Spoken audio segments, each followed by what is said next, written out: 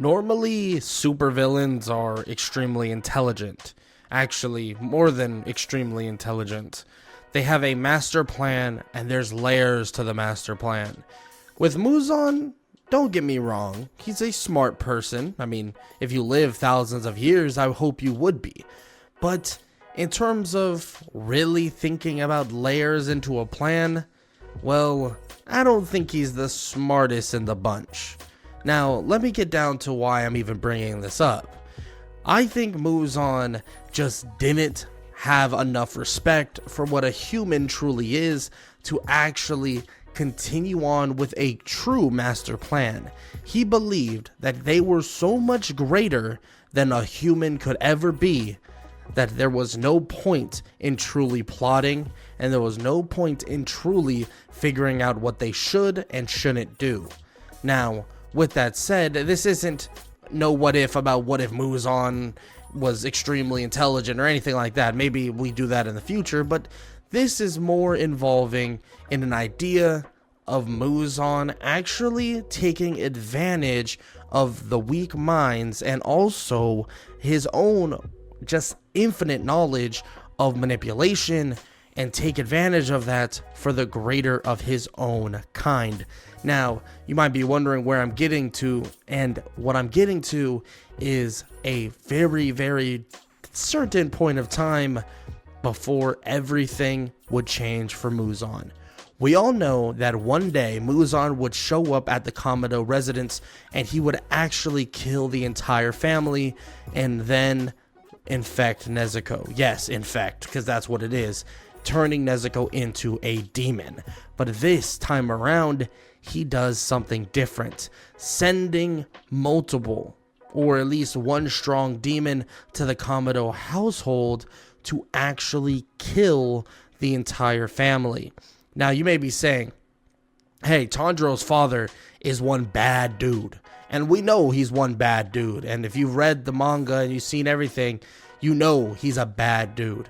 But for this to work, we would need to send a demon, even if it is Muzan himself, strong enough to eliminate not only Tanjiro's father, but the entire family, leaving only a baby, the older brother, Tanjiro Kamado.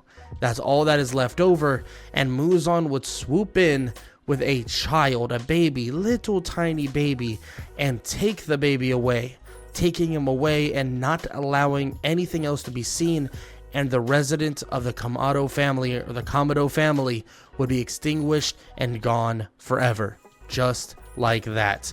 No Nezuko, no younger siblings, only Tanjiro. And Muzan himself would raise the young child in the image he wants to see. Shoot, maybe he would even go about it in a certain way of getting a human mother, kind of like we've seen him in the basically the city of lights, in a city that never sleeps. We actually see Muzan with a baby girl, or really it's a younger child, a younger girl, or a little girl, and his quote-unquote wife. And you could basically portray it in a very similar fashion, but this way it was actually a little bit different. Muzan would make the mother actually a demon and tell her and command her and actually utilize her as a loving mother, but also as a way to raise Tanjiro properly, or at least this is the way he sees it. Raising Tanjiro himself and with a female demon allows him to instill certain things into Tanjiro's brain, and not only instill certain things, but also manipulate him to believe that humans were the reason why demons existed, and that demons were actually the good ones. And this takes not as much convincing as you might believe. Believe it or not, a child is very, very impressionable. So if your father is telling you certain things and showing you certain things, and more or less telling Tanjiro over and over again that the Hashira, the demon slayers, kill their own kind, and that it's horrible, that they try to save people, that they saved Tanjiro, and Muzan explains that he actually saved them, but a demon slayer, or saved him, but a demon slayer actually tried to kill him, and it was horrible, a horrible, horrible thing. in which Tanjiro, when younger, would bring up the fact that maybe he should become like them, that he wants to become like them. But Muzan would say, not yet. No, not yet. That it's not time for the young Tanjiro to go throughout that. It's not time for the young Tanjiro to become a demon. Frankly, he should be what a true human is, a loving, caring person. But for right now, he can't do that. He has to be something better. He has to harden his heart and actually set forth on a journey that would stop the humans from doing what they wanted to do and stop the humans from doing what they set out to do. Now, this is where it all begins, where all the manipulation and all of these ideas come right in front of Tanjiro. Tanjiro doesn't know, he's just a kid, but when he's being not only taught by Muzan, someone that is a master manipulator now, and also, on top of that, would tell Tanjiro certain things and certain ways to approach certain scenarios if he ever runs into a demon slayer / Hashira.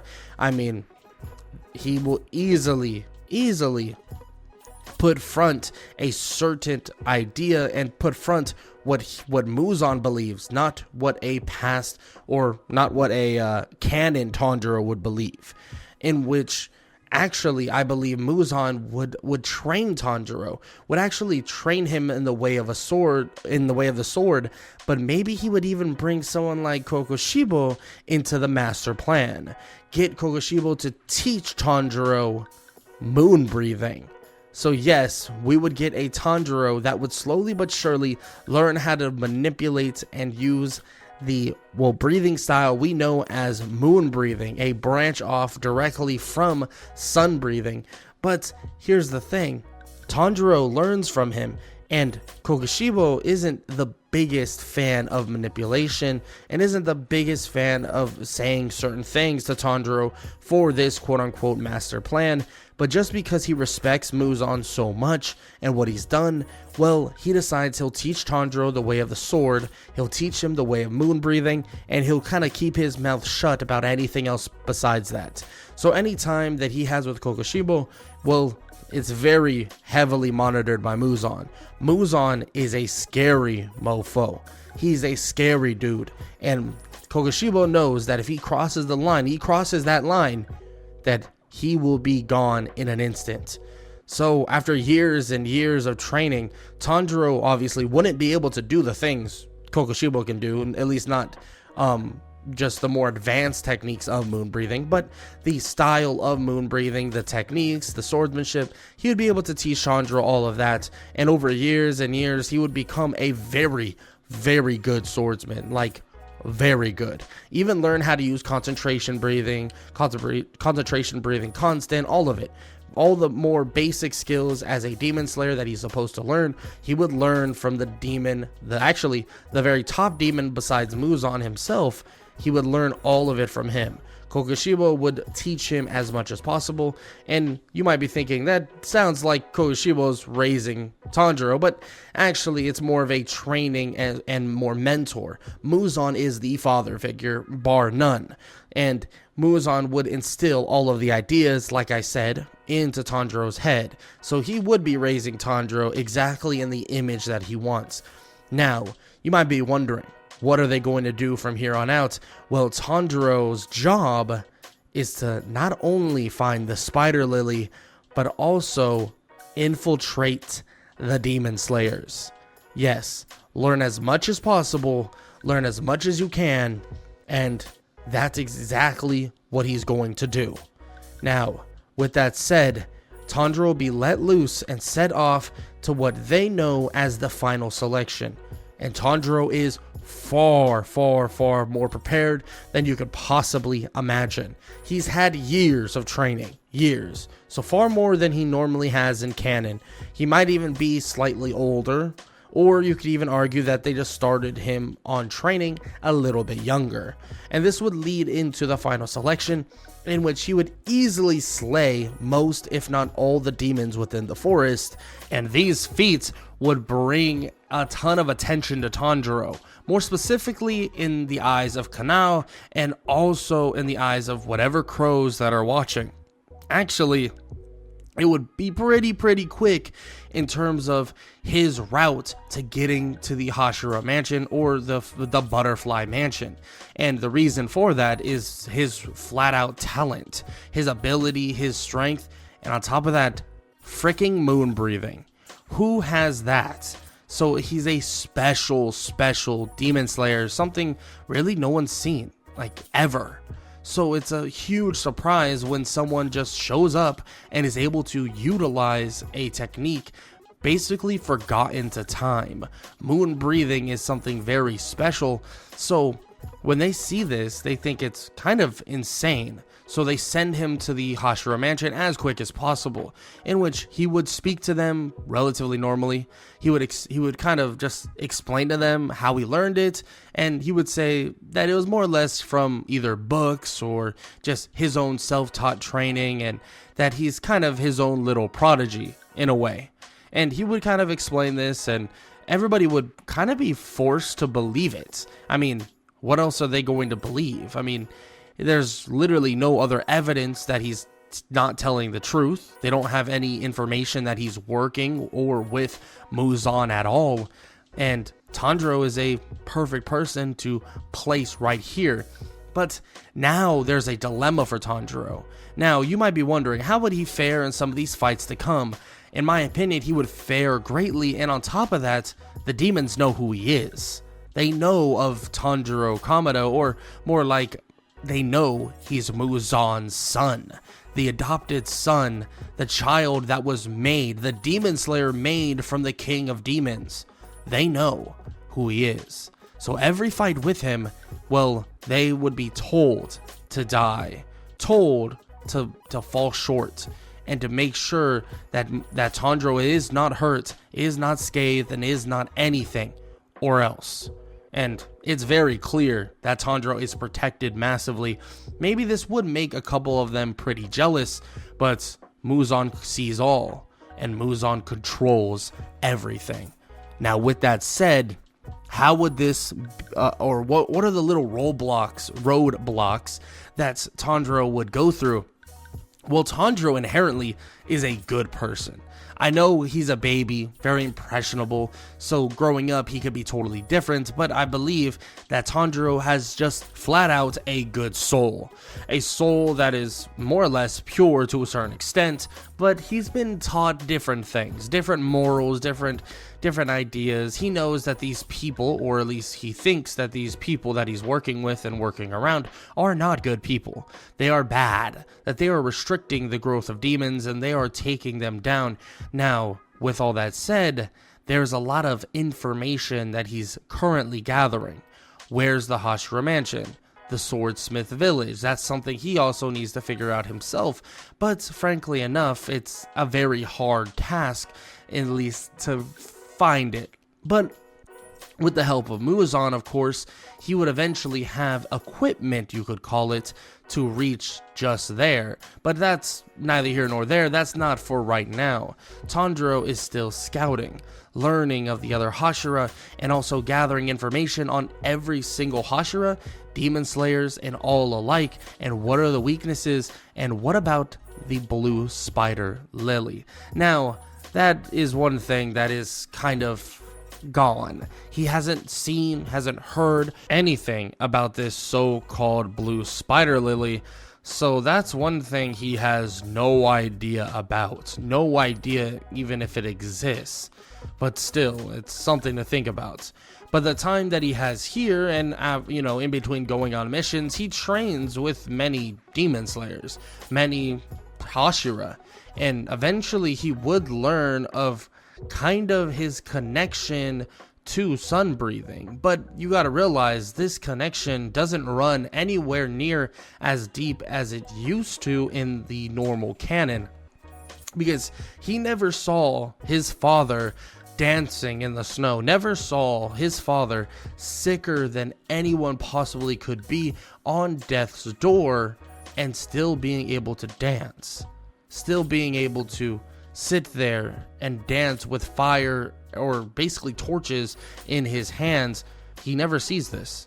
So his connection just doesn't run as deep as it would normally in canon, but still, his connection to sun breathing is still there to a large extent.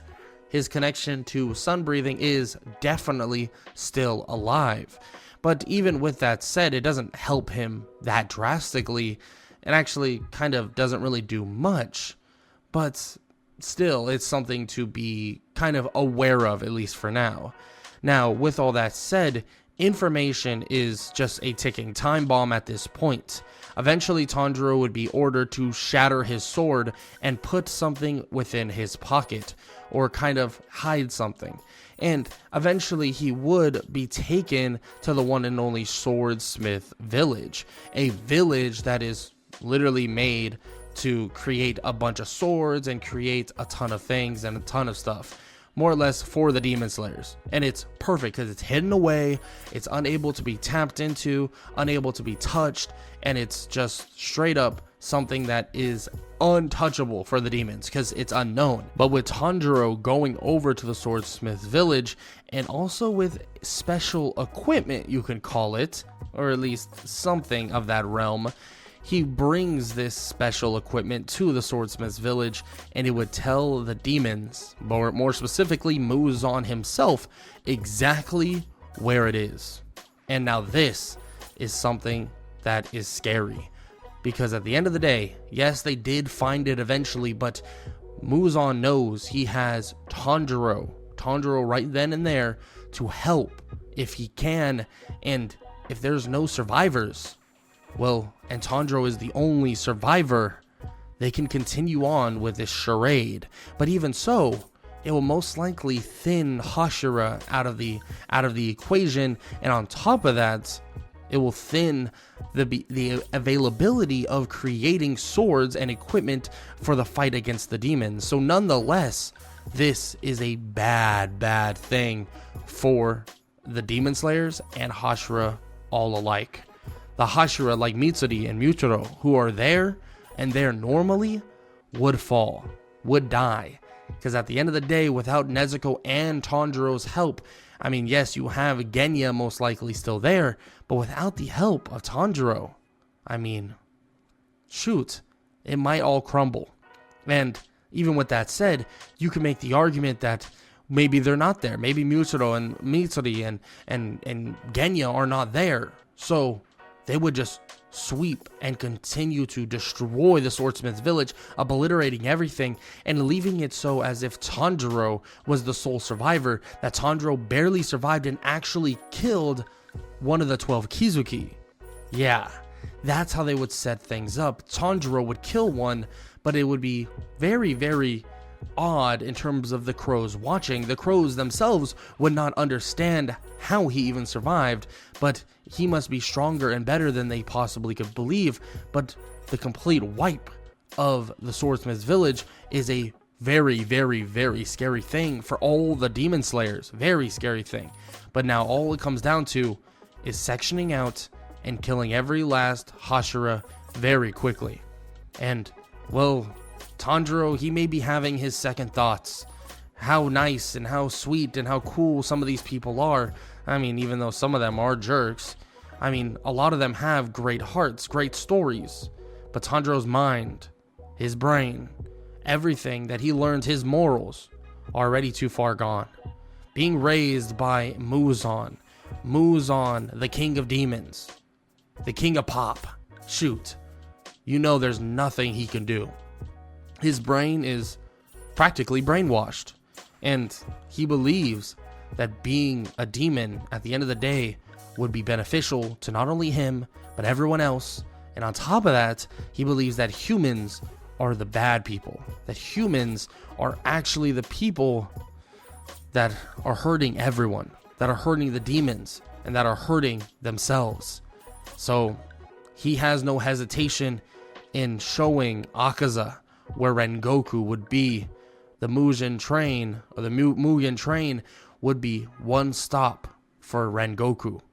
And if we're talking about the entertainment district arc, well, Gyutaro and Daki would kill Tengen, Inosuke, and Zenitsu.